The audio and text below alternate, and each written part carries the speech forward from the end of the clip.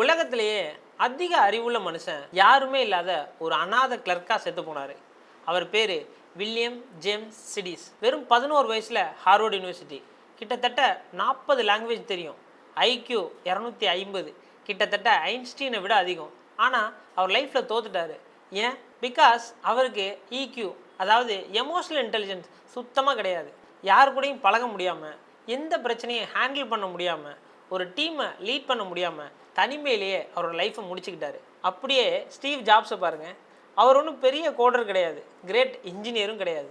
ஆனால் அவருக்கு மனுஷங்களோட உணர்வுகள் புரிஞ்சுது. கஸ்டமருக்கு என்ன வேணும், ஒரு டீம் எப்படி லீட் பண்ணுறது, ஒரு ப்ராடக்டை எப்படி எல்லாருக்கும் பிடிச்ச மாதிரி லான்ச் பண்ணுறது, இந்த ஈக்யூ திறமை தான் ஆப்பிள் அப்படிங்கிற ஒரு சாம்ராஜ்யத்தையே உருவாக்குச்சு. இவ்வளவு ஏன், என் கிளாஸ் டாப்பர் இன்றைக்கி ஒரு நார்மல் லைஃப் தான் லீட் பண்ணிட்டுருக்கான். ஆனால் லாஸ்ட் பெஞ்சில் இருந்த என்னோட இன்னொரு ஃப்ரெண்டு இன்றைக்கி ஒரு கம்பெனி எடுத்து நடத்திக்கிட்டு இருக்கான். இந்த மாதிரி நீங்களும் நிறைய பார்த்துருப்பீங்க. இதெல்லாம் ஏன் இப்போ சொல்கிறேன்னா, 2026 உங்களோட புத்திசாலியாக வேலை செய்ய ஏஐ வந்துருச்சு. ஆனால் எமோஷன்ஸை மிஷின்ஸால் ரீப்ளேஸே பண்ண முடியாது. இனிமேல் ஐக்யூவை விட ஈக்யூ தான் உங்களை ராஜாவாக உட்கார வைக்கும். ஒவ்வொரு கேரியருக்கும் எவ்வளோ ஐக்யூ வேணும், ஈக்யூ வேணும்னு நான் ஒரு சீக்ரெட் பிடிஎஃப் ரெடி பண்ணியிருக்கேன். உங்கள் கேரியரை நீங்கள் அதில் செக் பண்ணணுன்னா ஈக்யூன்னு எனக்கு கமெண்ட் பண்ணுங்கள், நானே உங்களுக்கு டிஎம் பண்ணுறேன்.